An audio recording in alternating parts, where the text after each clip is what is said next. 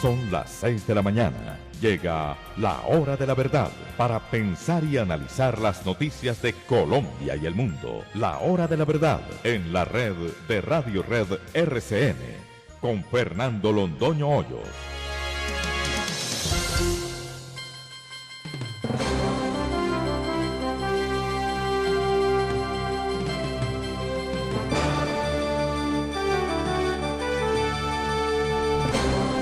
Muy buenos días. Son las 6 de la mañana de este miércoles 29 de abril de 2020. Esta es la hora de la verdad y estos son temas y asuntos que trataremos en la grata compañía de ustedes durante las próximas horas. El segundo día de la apertura inteligente. Tenemos que decir que hasta donde llegan nuestras noticias, las cosas transcurrieron bastante mejor que el primer día. En Bogotá hay una emergencia producido por un derrumbe en el relleno Doña Juana que está produciendo unos olores nauseabundos en gran parte de la ciudad. Bogotá en emergencia. Venezuela es una catástrofe. Les tenemos una sorpresa muy grata para todos ustedes para las 6:30 de la mañana, no porque haya buenas noticias de Venezuela, sino por quien nos va a hablar de ese nuestro hermano país. El comercio en esta pandemia, habla el presidente de FENALCO en la hora de la verdad, el doctor Jaime Alberto Cabal, que tiene noticias muy frescas sobre una encuesta reciente de cómo la están pasando los comerciantes en época de coronavirus. No podemos olvidar a Jericó, la patria de la Madre Laura. Jericó que está tan ligada a nuestras entrañas paisas.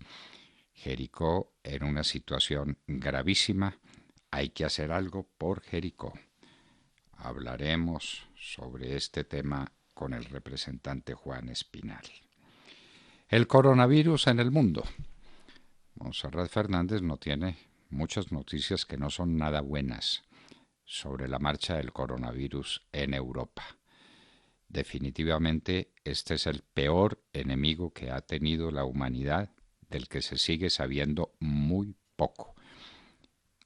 Y la idea finalmente es que mientras no haya vacuna no va a haber nada eficaz contra el coronavirus, lo que está pasando en distintos países europeos. La corrupción se lo traga todo. En Colombia ahora aparece pues la trilogía de un fiscal, un procurador y un contralor que están en trance de popularidad, hablando de la corrupción todos los días y que hacen eficazmente contra ella.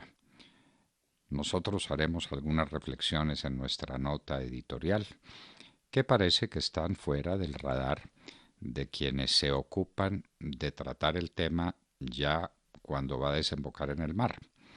El río hay que mirarlo cuando nace, hay que mirarlo en su desarrollo, nos parece a nosotros.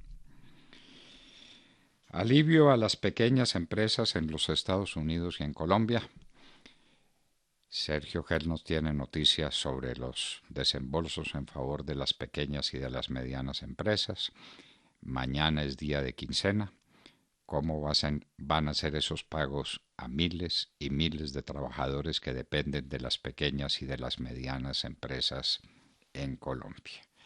En los Estados Unidos se abrió una puerta para acceder a créditos especiales de pequeñas y medianas empresas y a los 10 minutos el sistema había colapsado en los Estados Unidos.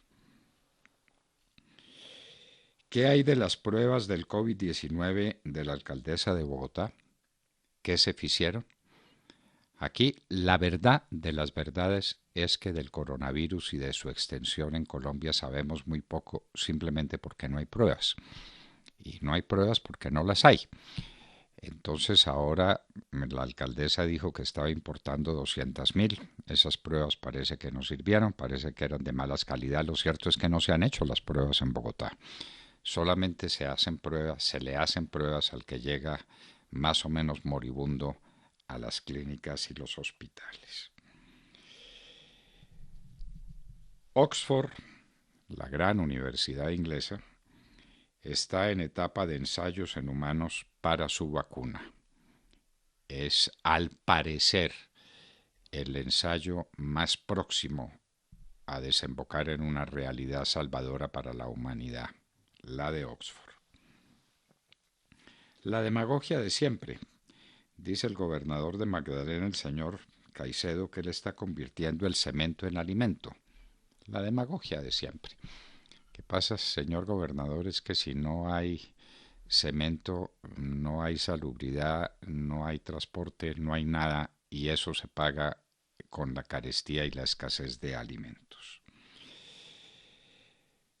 Los problemas de suministro y producción de carne en la época de la pandemia.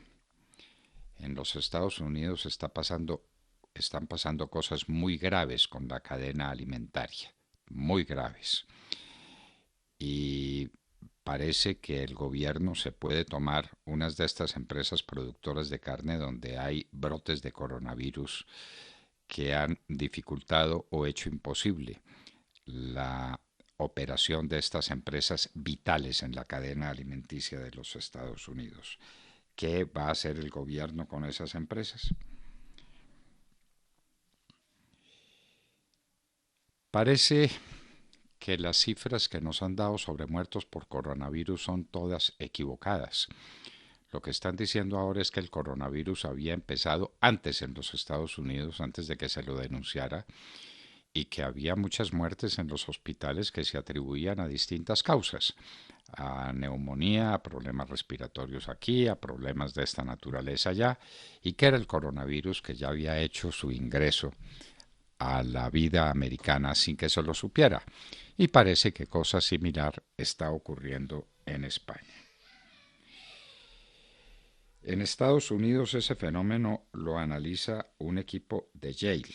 En España no lo está analizando nadie. El COVID-19 podría ser mucho peor de lo que se ha tratado de descubrir hasta ahora, porque son ensayos, nada más que eso. A través de drones se está buscando que la gente no vaya a ciertos hospitales y a ciertos sitios de salud de miedo al contagio. Los drones lanzan equipos, lanzan bienes que hacen mucho más fácil llegar a la gente sin necesidad de que la gente salga. Conservadores y seguidores de Trump protestan contra el confinamiento. Los Olímpicos de Tokio, en riesgo también para el 2021. Ya pues olvídense de los Olímpicos del 2020, pero parece que estarían en peligro también para el 2021.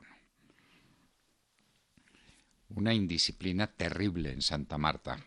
Rumbas, borracheras, toda clase de excesos de gente que después va a suplicar por comida. Eso ya lo tienen perfectamente establecido las autoridades de Santa Marta. Dicen que Latinoamérica está como Europa 6 semanas atrás, es decir, que llevamos 6 semanas de atraso con respecto a la situación de Europa. Que Kim Jong-un está vivo, dicen en Corea del Sur. Lo cierto es que Kim Jong-un no volvió a aparecer. En Corabastos, en Bogotá, los casos confirmados de coronavirus subieron de 7 a 12. Hay nueva alarma en Corabastos, que es la central de alimentos más importante de Bogotá y tal vez de Colombia. El impacto del COVID en los fondos de pensiones. La última noticia es que cayeron en 8% o cayó en un 8% el valor de los fondos pensionales, pero que esa caída podría profundizarse hasta el 11 o al 14%. La plática de los pensionados.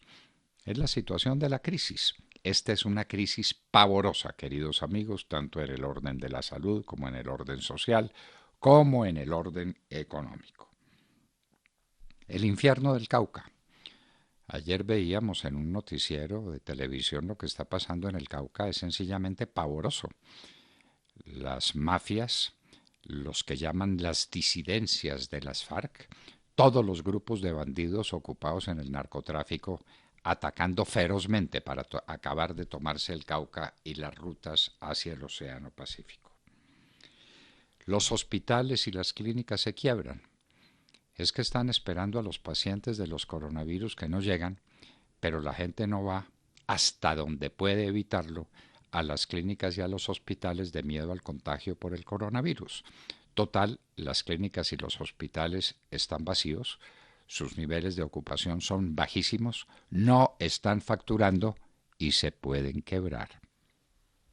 Esto ya lo habíamos mencionado. Y en un día como hoy, en el año de 1875, Disraeli, uno de los personajes más apasionantes de la política inglesa y de la democracia universal, le daba a la reina Victoria un nuevo regalo: ser emperatriz de la India, 1875 y 76. Hablaremos de estos asuntos refiriéndonos a los grandes políticos de entonces, a Gladstone y a Disraeli, porque la política tiene un nivel, la política tiene unas exigencias y la política produce unos resultados en la vida de los pueblos. De todo esto y de mucho más hablaremos con ustedes en las próximas horas, en la hora de la verdad. Y recuerden que en estos tiempos de estar en casa son muchas las opciones que tienen para sintonizarnos. Estamos como siempre en los dispositivos móviles a través de TuneIn. Allí nos encuentran como La Hora de la Verdad. También estamos presentes a través de Facebook Live o a través de nuestra página de internet www.lahoradelaverdad.com.co. Y llegamos a los radios de sus casas a través de la señal de Radio Red de RCN. Nos pueden sintonizar en Medellín en los 710 AM, en Cali a través de los 1200 AM y en Bogotá a través de los 970 AM. También se enlaza con nosotros la señal de Radio Sabana de Sincelejo a través de los 1370 AM. Recuerden que ahora estamos en 9 plataformas de podcasts, principalmente estamos en Apple Podcasts, en Spotify. Allí pueden encontrar todo el contenido de nuestras emisiones y revivirlo una vez finaliza el programa. No olviden que los oyentes son lo más importante de La Hora de la Verdad. Con todos nos encanta estar siempre en contacto y hay muchas maneras de hacerlo. Nos pueden seguir en Twitter y enviarnos sus comentarios a nuestra cuenta @Hora de la Verdad, o también nos pueden seguir en Instagram. Nuestra cuenta allí en Instagram es @La Hora de la Verdad oficial, y también pueden hacerlo a través de Facebook, en donde siempre estamos pendientes de sus opiniones en el chat y de sus comentarios. En Colombia son las 6 de la mañana, 13 minutos. Continuamos con las noticias, con las más importantes del momento. Es momento de estar en casa, disfrutar en familia, recuperar el tiempo perdido y escuchar La Hora de la Verdad con Fernando Londoño Hoyos, de lunes a viernes de 6 a 10 de la mañana por Radio Red de RCN. Aranjuez, de Joaquín Rodrigo, una de las composiciones más hermosas de toda la música española de todos los tiempos. Interpreta la gente de Il Volo. Los italianos le están cantando a Aranjuez. Aranjuez, amor mío. Con esa canción tan bella, con esa música, diríamos que celestial, saludemos la mañana, Sergio Gel. Doctor Londoño, muy buenos días para usted, para todos nuestros oyentes. Aunque ha pasado de agache, el informe presentado ayer por la Superintendencia Financiera da pistas de cómo van las cosas con las líneas de crédito que habilitó el Gobierno Nacional a través de garantías otorgadas por el Fondo Nacional de Garantías, y son líneas de crédito que se habilitan a través de la banca de primer nivel, del banco de a pie al que acuden siempre los empresarios, las personas naturales, su banco amigo.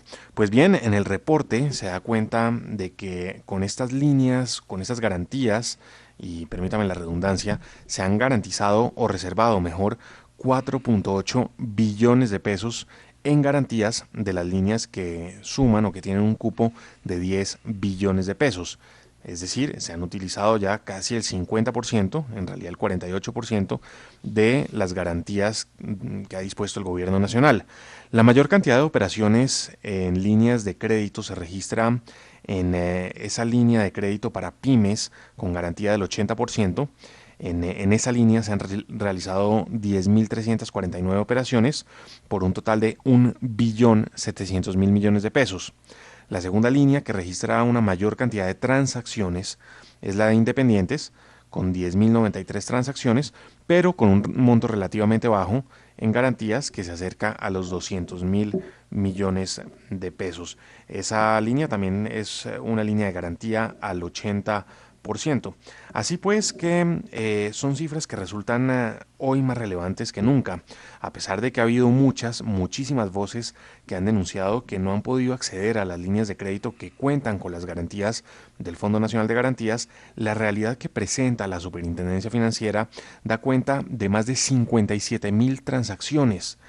Y la línea de crédito pues que más valor ha desembolsado es precisamente la de nóminas para pymes con garantía del 90%. Esa tiene un cupo de 5 billones de pesos y de ella se han desembolsado ya o se han reservado mejor como garantías 2.900.000 millones de pesos. Así pues que vemos cómo va avanzando el tema de las garantías otorgadas por el gobierno para las líneas de crédito. Insisto, son más de 57.000 operaciones las que ya se han registrado allí. Se ha utilizado un 48% del cupo, pero aún quedan 5.2 billones de pesos disponibles para ser irrigados a través de la banca y para que a ellos accedan principalmente las micro, pequeñas y medianas empresas, así como los independientes. Recordemos que mañana es día de pago de nómina y la nómina de las MIPYMES, como lo ha dicho la agremiación que las junta a todas ellas, pues la nómina de mañana puede estar costando alrededor de 7 billones de pesos. Eso es lo que vale una quincena en el sector de las MIPYMES. Así pues que ahí están las líneas de crédito, quedan aún más de 5 billones de pesos disponibles, pero hay que destacar si se han utilizado, si se han desembolsado y bueno, ya se han garantizado, según lo reporta la Superintendencia Financiera, 4.8 billones de pesos en garantías. ¿Esos son cuentas o son desembolsos ya cumplidos? Son garantías ya reservadas para respaldar los créditos desembolsados. Créditos desembolsados, es decir, se han desembolsado 5 billones de pesos. Claro, y por ello se han reservado ya las garantías que respaldan esos créditos. Muy bien. Bueno, esperemos que las cosas transcurran bien en esta quincena, una quincena clave dentro del desarrollo de este proceso que se cumple en Colombia a raíz del famoso coronavirus. Montserrat Fernández, buenos días. Muy buenos días a todos. Bueno, pues les cuento que el mundo sigue luchando contra ese enemigo tan pequeño pero letal llamado coronavirus. En Europa, donde ya se han flexibilizado las restricciones, pues lamentablemente se ha registrado un ligero repunte. En Alemania la tasa de contagios ha subido de 0.7 a 1 en apenas 2 semanas. Italia y España también cambiaron la curva y volvieron a subir después de relajar las restricciones. Hay un repunte en la cifra de muertos. Mientras tanto, Alemania ya le dijo a sus ciudadanos que se olviden de sus vacaciones de verano en España, en Grecia o en Turquía, países que suelen recibir muchos turistas. Este verano no será así. La única esperanza a esta situación que vive el mundo es una vacuna que nos saque de esta situación, no hay otra. En estos momentos existe un centenar de proyectos de vacunas contra la enfermedad COVID-19. Hay una decena en fase de ensayos clínicos y esto es una carrera a ver quién llega antes, ¿no? Entre las que se encuentran en la fase más avanzada está un proyecto chino dirigido por la empresa CanSino, que tiene ya ensayos clínicos en la fase 1 y 2. Y bueno, ¿y qué es la fase 1 y 2? Para los que no estamos familiarizados con el tema científico, la fase 1 es para probar la seguridad y la fase 2 y 3 miden la eficacia antes de que las autoridades sanitarias autoricen la comercialización. Pues hay más de 119 proyectos diferentes de vacunas contra la enfermedad, 119, ¿no? Que son muchos, de los cuales 110 se encuentran en una fase de desarrollo llamada preclínica. Y hay otros 3 proyectos chinos en fase también primero de ensayo y un proyecto británico que usted mencionaba, doctor Londoño, ahora al inicio del programa, dirigido por la Universidad de Oxford. Y hay otro alemán dirigido por el laboratorio BioNTech, ambos en fase 1. Estados Unidos tiene también 2 proyectos de vacunas que están en fase 1 de ensayo. Mientras tanto, en los hospitales, como no hay vacuna, pues hay que trabajar con lo que se tiene, ¿no? Que no es mucho, pero prueban de todo, ¿no? Para aliviar las consecuencias de este virus, que ni siquiera sabemos el alcance, ¿no? del virus, porque cada día descubren que afecta de una manera diferente y terrible, ¿no? Usan medicamentos antivirales, medicamentos que pueden ayudar al sistema inmunitario.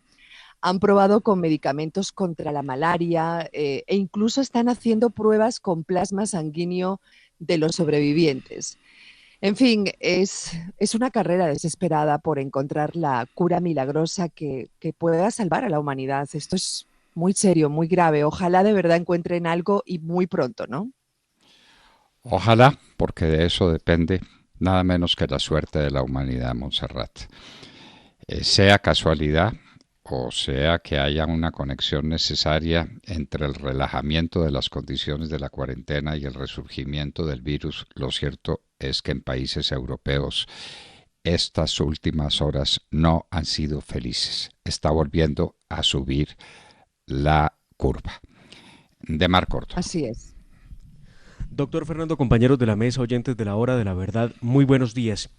Mucho se ha hablado de la posibilidad de un proceso de conversaciones con los terroristas del ELN que no tienen el más mínimo interés en someterse a la justicia, sino más bien en negociar cuanta cosa se les ocurra, como lo lograron los de las FARC, que hoy gozan de elegibilidad política y obviamente de impunidad.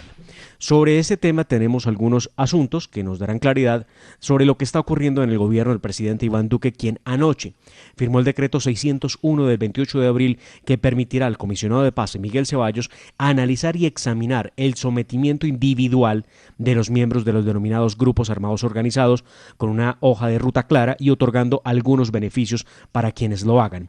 Hay que resaltar que no se trata de un ejercicio de conversaciones de paz como el que se adelantó con los terroristas de las FARC en el gobierno Santos, porque en este punto es importante aclarar que el decreto se refiere a sometimiento individual de organizaciones definidas por el artículo 2 de la ley 1908 de 2018, donde están claramente o entrarían el ELN para sometimiento individual, las mal llamadas disidencias de las FARC, que son las mismas FARC pero en armas, el Clan del Golfo, los Pelusos y los Caparros, que son unas bandas criminales y terroristas que hoy tiene Colombia.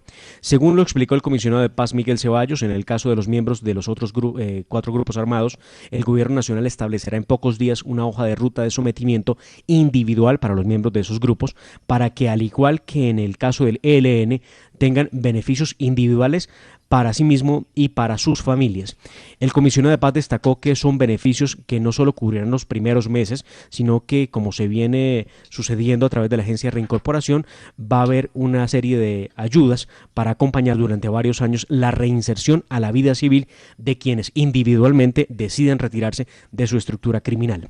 Valdrá notar que la senadora Paula Holguín tiene listo un proyecto de ley desde finales del 2018 que busca modificar esta ley, la 1908, con la finalidad de permitir ese sometimiento individual que, como lo dijo desde un principio, no es una negociación de paz como la que se adelantó con los terroristas de las FARC y que terminó por otorgarles impunidad en el diseño de su propia justicia, como lo admitió el mismo alias Timochenko.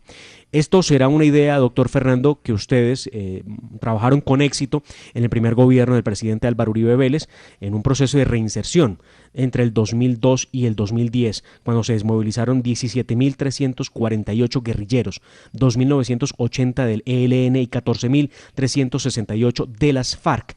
35.822 paramilitares, para un total de 53.170 personas desmovilizadas y sometidas a la justicia. Nunca antes en la historia había ocurrido algo parecido.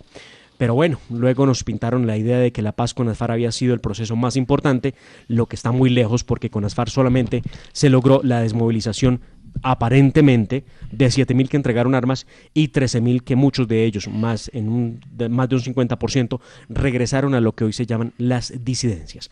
Vamos a ver, doctor Fernando, qué ruta toma esta situación en el gobierno del presidente Iván Duque. Vamos a ver qué es lo que pasa en el gobierno del presidente Uribe. Esas desmovilizaciones individuales tuvieron un éxito asombroso. ¿Por qué se abandonó? Pues porque vino Santos y quería hacer la paz con las FARC. Entonces, no hay que olvidar que el peor enemigo de lo bueno es lo mejor. Vamos a ver. Tata Castro. Muy buenos días a todos. Hasta septiembre no habrá competencias deportivas en territorio francés, así lo determinó ayer el gobierno de ese país. Los eventos que reúnen a más de 5.000 participantes no pueden realizarse antes de septiembre ni podrá haber entrenamientos colectivos. Francia, uno de los países más golpeados de Europa por el coronavirus, da así por terminado el torneo de fútbol y se unen al rugby, básquetbol, balonmano y voleibol, que ya habían anunciado la suspensión definitiva de sus campeonatos. El Paris Saint-Germain, ya clasificado a cuartos de final de la Champions, está dispuesto a jugar en el extranjero si no es posible en Francia, después de que el gobierno anunciara que no se reanudará la presente temporada. Y el Tour de Francia, hablando de ciclismo, está confirmado, reprogramado del 29 de agosto al 20 de septiembre. Podrá llevarse a cabo siempre y cuando cumpla el límite de 5.000 personas, al menos en sus primeras jornadas. Así, doctor Londoño, Francia se une a Holanda y Bélgica, que también tomaron la decisión de suspender las ligas de fútbol con el fin de prevenir un nuevo contagio masivo del COVID-19. Y en Colombia, por ahora, no se toma ninguna decisión, continúa suspendido. Más adelante en nuestra sección deportiva ampliaremos esta y otras noticias. Bueno, estas y otras noticias, porque tenemos muchas, tenemos tanto de qué tratar con ustedes. En un minuto hablaremos sobre la situación de Venezuela, que a veces se nos escapa, a veces se nos olvida, a veces como que no contamos con ella y es definitiva para la estabilidad y el porvenir de Colombia. Decíamos que en un minuto lo podemos hacer ya y tenemos una inmensa, gratísima sorpresa para ustedes. María Corina Machado, líder de la oposición venezolana, coordinadora de Vente Venezuela. Muy buenos días.